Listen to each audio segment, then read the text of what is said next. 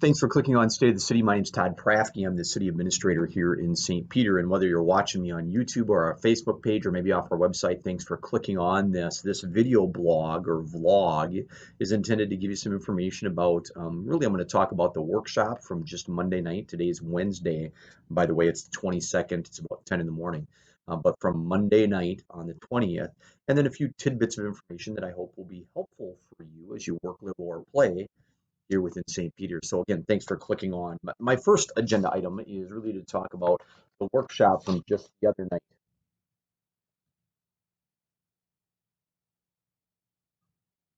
So you can see the agenda items there. Here they are, my fancy graphics here. There's the agenda items. A couple of things that I want to talk about, though, are certainly the Public Works presentation. Pete and Jeff and Scott and the team did just a really nice job. As you may recall, department heads cycle through council workshops on a regular basis, and they talk about things that are going on in their department.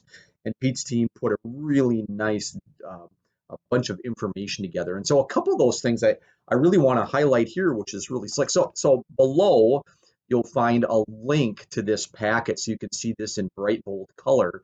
I just have a black and white version that I'm just going to kind of flash really quickly. Here's one of the things that I thought was very amazing that Pete's team, Scott Peterson is the foreman there, Jeff Knutson is the superintendent. They treated 628 million gallons of wastewater last year. 628 million gallons of wastewater is treated by the city of St. Peter. That's an amazing number. And so anyway, it's one of the ways, and with the high quality of our wastewater treatment plant, it certainly is an environmental sustainability issue and how well we can treat that water that comes from dishwashers and showers and toilets and manufacturers and all those kind of things that we clean wastewater for. So anyway, I think that's just a really interesting point. And they won an award in 2019 for operations. So you can see that on there too. Here's kind of the slide that demonstrates that. One other one that I think, well, and I got a few others that I think are fascinating. So this one is water. Water produced 424 million gallons. And so that's the amount of water that we pipe or pump out of 3 aquifers we use. And so if you want some more information about that, this is an unbelievable amount of stuff.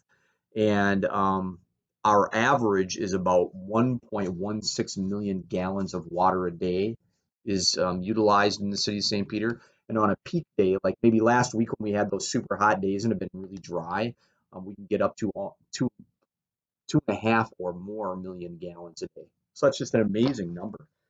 Stuff that happens, and what's great about that is that, yeah, you're paying for it, no doubt about it, me too, but you don't have to worry about it. It just works. So that's really important part of, frankly, of my life and probably of yours. You know, it's hard to imagine what would happen if you turned on the spigot and water didn't come out, or if you flushed your toilet and it went into your basement or something else, right? And so it's one of those things that you don't have to worry about. It's covered here. It's taken care of.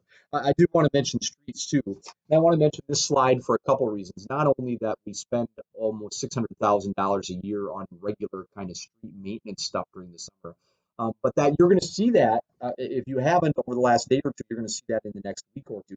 We are doing crack sealing now, so we do that on a designated amount of streets, and then we do seal coating. But that crack sealing is they kind of route out the crack so it's kind of a uniform size, and then we put material in there. And the reason that we put the material in there is to help that street shed water. We don't want water to penetrate because then in the spring and well, in the winter and the spring, then that's what causes heaving and potholes to develop. So the better that we can do that, the more of that we can do, the fewer potholes generally we have to fill. And so you might notice on streets in town or maybe on your street that there's been this stuff down and it looks like there's kind of toilet paper rolled over the top of it. That's so it doesn't stick to stuff until it cures. It takes a few days for it to cure. And then that paper is biodegradable and kind of dissolves. So wanted to mention that to you. And then seal coating is very important. So you'll see that coming up in the next week or 3, give or take a little bit. And so that is where we put this oil on the streets and then rock We use a special kind of granite chip that goes on there, and that too is designed for two primary issues, one of which is to keep the surface shedding water, and the second of which is to make it a really hard surface. And so that oil goes down, that emulsifier goes down, and the rock goes on top of it, and it gets packed. It gets packed, and then a day or two or five later, we come back and pick up the rock that didn't get packed in. No, by the way, we don't throw that rock away. That gets saved and used for the next time as well. So I wanted you to be aware of that. The last one I want to mention that was really cool as a part of that presentation is not only, I mean, and you should take a look at this. Again, I'll put a link on the bottom, is the park updates. There's some great information about parks. And if you haven't been down to Hallett's Pond in the pier lately, you should go down there, or the dog park in that area. They're, a block and a half or so away from each other. Some really cool stuff is going on there. So take a look at the link below. You'll be able to see the information and kind of the slides in color. And it's really some fascinating information. So check that out.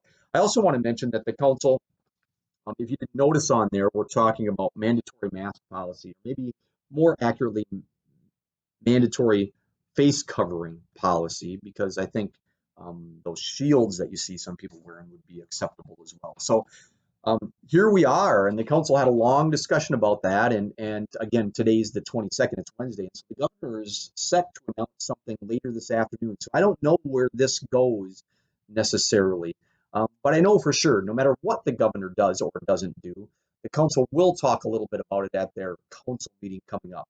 That's kind of been the promise. That even if the state does something, we'll have a discussion, and maybe the city then won't do anything. And I think if the state does something, it's likely that the city doesn't. But I think they'll have that discussion, or at least a little bit of that discussion anyway.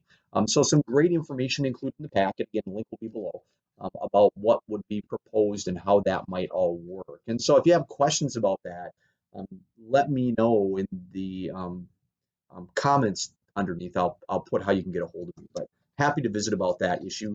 Really kind of tough, and I know council members mentioned that it's kind of a divisive issue within our community and certainly throughout our country.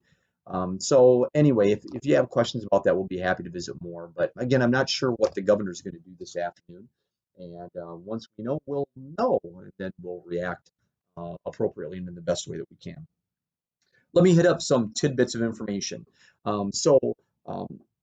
Primary election is coming up, and voting in November is coming up. And so we really want to encourage people, certainly with COVID, that absentee voting is allowed in these elections. So if you are interested in absentee voting, I'm going to put a link below so that you can take care of it online. And certainly you can call us or call the county, and I'll have some of that information below as well, if you're interested in absentee voting. I mentioned earlier crack sealing and crack filling. So watch for that work to occur. Again, that's part of that $600,000 that we do. And so lots of work will be going on over the next few weeks as we move forward into the summer and kind of wrapping up the summer. I also want to mention pool use. So thanks for those of you that have been going to the pool and utilizing the pool, and even to those of you who have made decision not to go to the pool because of COVID. And that is super cool. I think that the pool has been working out really well for people that have wanted to use that. And so we're excited about that. And I think the crew down there, Joey, Nicole, and all the head lifeguards and lifeguards have been doing a great job keeping a great fun environment there, and a safe environment. So we've really seen a lot of cooperation from folks who want to utilize the pool. So we haven't had a lot of people fussing or fuming about certain rules or things. So again, we appreciate people's cooperation in that. We're doing what we think is the best to try and make that a safer place to recreate and to cool off, especially over these hot summer days that we've been having. I also want to mention Census. I'm going to put a link down there for Census as well. But there's the big number, that 15,000 number, right? That's the number. When we aren't counted, when all of us are not counted, our community loses out on $15,000 over the next decade, that's estimated. And so if you haven't filled out your census stuff, do it. Again, we'll try to include some online information for you to work with Census. If you haven't filled it out within the next month or two, there might be people knocking on your door to help count as a part of the census. So really important that we participate in Census, and important for you and important for our entire community. I also want to mention Rivers Edge Hospital. A lot of great stuff going on at Rivers Edge Hospital. There you can see the logo and everything that goes on there. I do want to mention that Stephanie Holden is available. They still continue to look for people to serve on their patient and community advisory committee. And here's the way that you, oh, sorry, I got to make that work. There's how you can get a hold of Stephanie. There's her phone number or email, or you can go on to the website here for the hospital too, and they'll be happy to help you. Rivers Edge is doing great stuff. By the way, busy as all get out. I'm happy to help people doing fantastic stuff related to urgent care, emergency room, and of course our partnership with Orthopedic and Fracture Clinic, Ortho Edge, it's called. A lot of people up there doing great stuff, and we have great care providers within that. So there's no doubt about it. I also want to encourage you signing up for the hot sheet. Here's a copy of the hot sheet. Say nice picture. That's me. It's kind of an old picture. Anyway, we hot sheet goes out every week, and you can get it delivered to your email box just about every week of the year. We do it probably 48 or 49 weeks of the year, and so on Wednesday morning, Wednesday noontime, it generally comes out. You can also check it out on our website. We call it the weekly newsletters hot sheet. And so you can check that out on our website as well. So I'll try and remember to have a link for that. And again, below you'll have some information about how to contact me. So I'm at about 10, 11 minutes. Time for me to wrap it up. Thanks for checking out State of the City this time. Hope to see you in the future. And I like to close with this one. Stay positive. Test negative, St. Peter. It's always great to see you. Have a great rest of the week.